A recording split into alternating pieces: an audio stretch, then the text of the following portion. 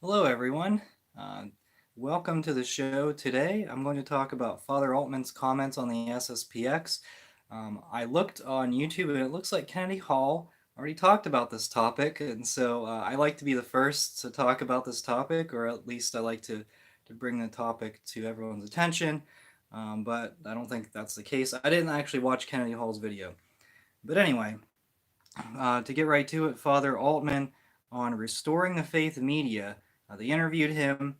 There was a group of four guys. They have their show, their weekly show, and he said, Father Altman said, perhaps it's time to seriously consider the SSPX, where I would have faculties. And I guess that was in response to the question of whether he would consider the SSPX. And you can look at all the links in the description of this video, the links that I talk about today. And so within less than 24 hours, Father Altman released a statement. Now the YouTube channel is called Caritas in Veritate, and I think they post a lot of his sermons, and it seems like they're getting a lot of views. Obviously, Father Altman's a pretty polarizing character in the Catholic Church, and the video, it was just a few seconds. I mean, I don't know how long it was, less than a minute, but it just had text on it. Said Father Altman texted us this message and asked us to post it here to alleviate any confusion, for clarity, and to avoid any misunderstanding. I have no intention of pursuing anything whatsoever with the SSPX. So, the change of heart in less than 24 hours is certainly interesting. I think a lot of suspicion is that after Michael Voris and Christine Niles started launching their attacks, their regular attacks against the SSPX. I think a lot of people suspected that Michael Voris gave Father Altman a call and said, hey, you need to back off the SSPX talk, because Michael Voris has an unreasonable hatred for the SSPX.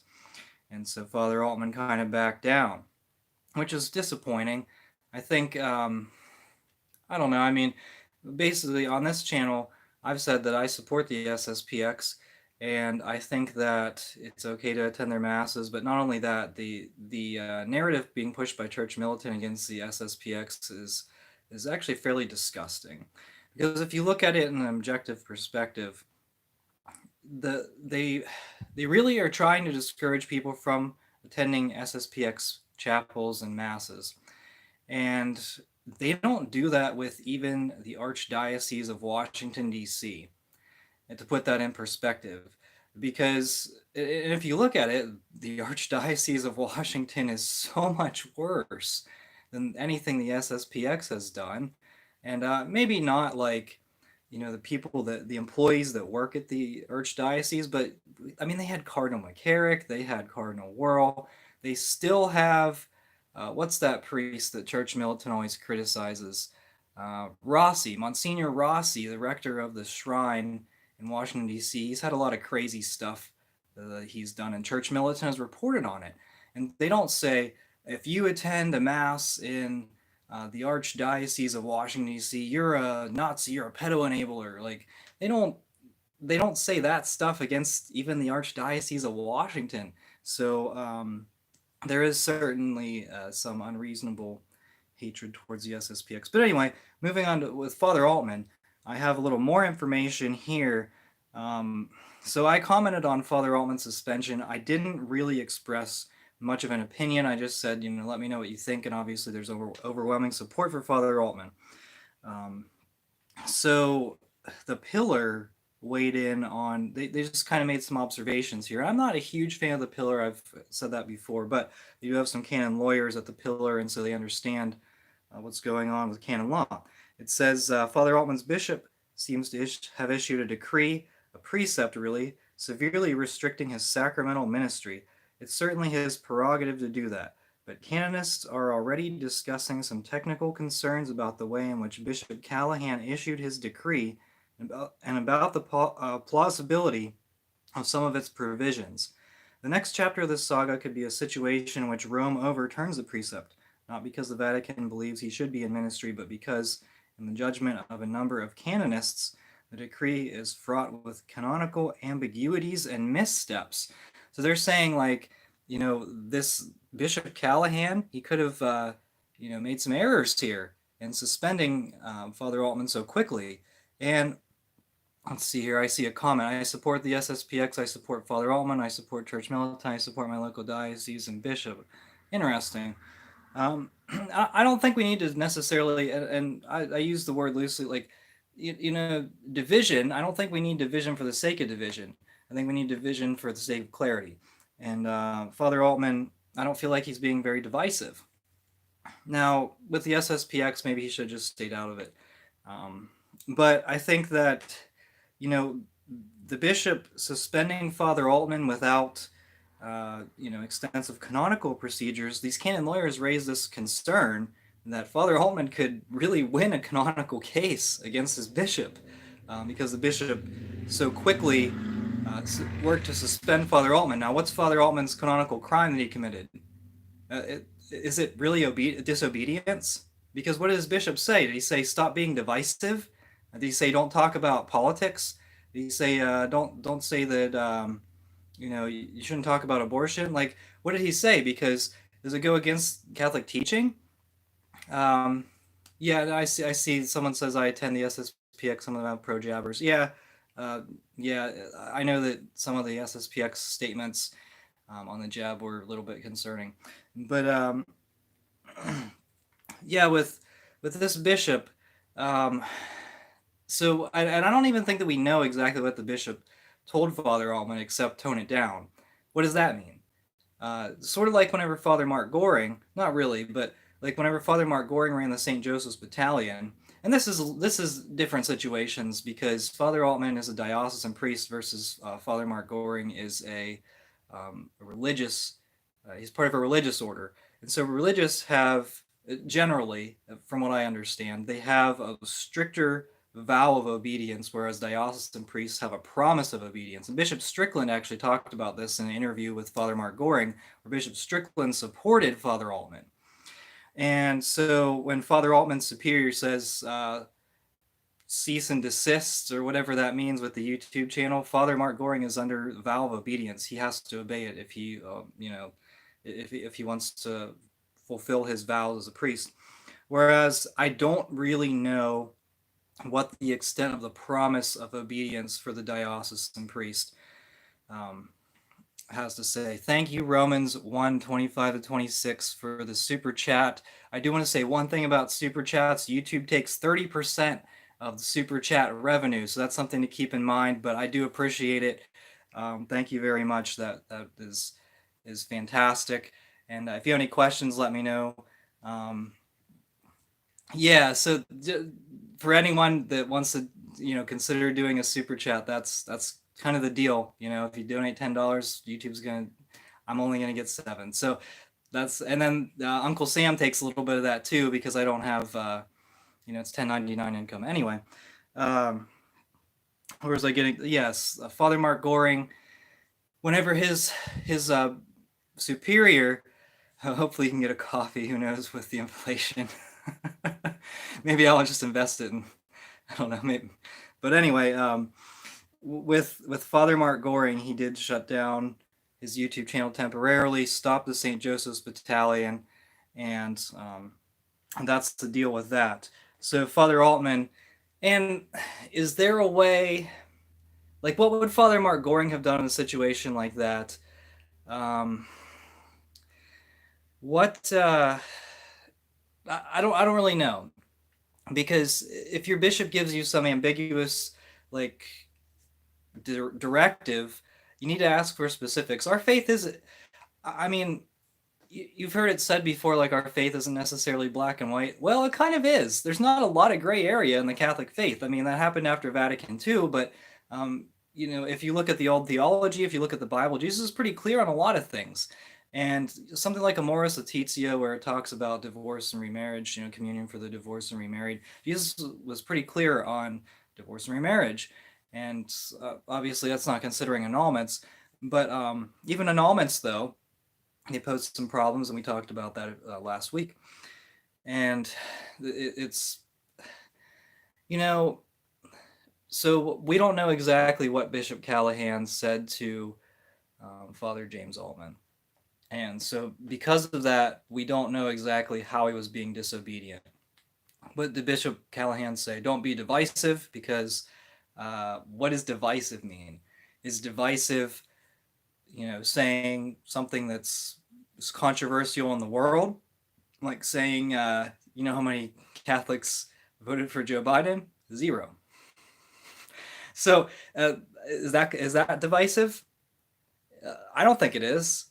I think people need to hear the truth, and if you can find a priest who preaches the truth, um, that's that's a good thing. So divisive means annoying the left. Yes, it does. I heard Father Altman say he would consider the SSPX or FSSP on Taylor Marshall. Um, on Taylor Marshall, is that the topic? No. Well, okay, maybe. He might have been asked, but this is Restoring the Faith Media, and I believe the episode was on either Friday or Saturday, so go check it out on their channel. They're a traditional Catholic group of people who, comment on these same topics. So you can check out the full version of that. I think they have Brother Martin Navarro. He is of the Society of St. Augustine, their traditional order.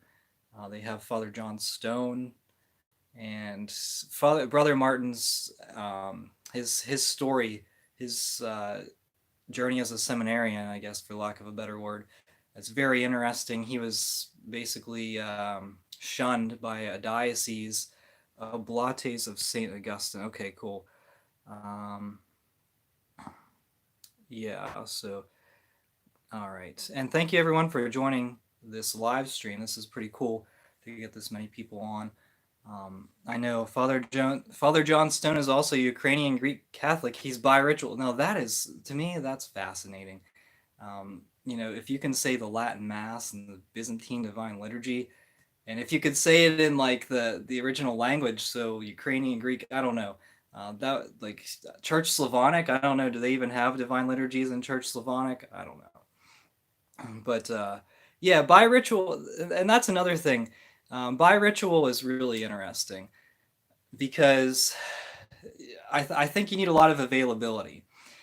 Um, Now, Father Mitch Pacwa, he's a Jesuit, and you probably recognize him from EWTN. He's bi-ritual. He says both the Novus Ordo and the Maronite liturgy, which is basically almost the same thing. Unfortunately, the Maronites have certainly, it seems like they've watered down their practices to be more like the Novus Ordo.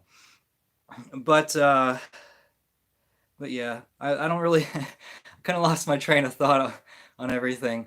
Father James Altman, it's going to be a fight. He's going to have a canonical fight. Let's see, my church that I left because the priest was promoting the jab is Byzantine Catholic and the Ruthenian Hermitage, and there are some hymns that we sang in Slavonic. Yeah, the Maronites and Chaldeans in the New World are very Latinized. Yeah, I mean, and that's the case with some of the Byzantines. Okay, Michael Jarman, this thing with Father Altman got a lot worse after the local newspaper got involved. Well, yeah, bishops in the U.S. generally don't like standing up to the media. Yeah, and that's a problem with the bishops in Pennsylvania. I think they're just so. Here's one thing that's really interesting, and this is what I've heard, and so don't take it as like absolute fact. But the bishops they work together in Pennsylvania. They meet, and they met with the state government of Pennsylvania back last April or March, and they talked to the governor. Well, not the governor, but maybe one of his representatives. And Pennsylvania state law, they have religious freedom laws in which the state cannot force the church to do anything. So if all the bishops said we're not shutting down, the state couldn't do a thing about it. But uh, the bishops met and decided collectively to shut down churches in Pennsylvania without the governor. Now there was probably some pressure, and here's the thing: is that the bishops in Pennsylvania they're pretty intimidated because the Pennsylvania grand jury report, you've probably heard of that. That came shortly after the McCarrick scandal broke in 2018, and the state of Pennsylvania was investigating all the dioceses in Pennsylvania for abuse, and so um, the bishops are pretty intimidated by the state because the state can do these investigations. They can order these investigations, and it really is difficult on the bishops because they have to deal with it financially now, as opposed to when it happened like 50 years ago or whenever there were bad bishops in the diocese. Okay, so I'm just going to get back into the comments.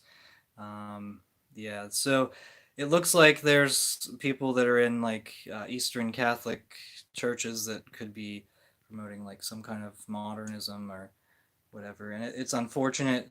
Um, so, when did yeah, I can't escape the brainwashing. Well, I wanted to post something on Rumble. I'll tell you about it, whenever I post it. But I wanted to organize some things that weren't appropriate for discussion here in regards to the virus. Uh, so you understand. I mean, my video supported one of my videos supporting Father Altman got banned from YouTube, and it's on Rumble. So check it out, John the Son of Thunder. You can, and subscribe to my Rumble channel because who knows if things are going to go down again. But all right, that's all I have on that topic. If you weren't able to make the live chat, let me know in the comments what you think. Thanks for watching. We are the laity, and we will not be silent.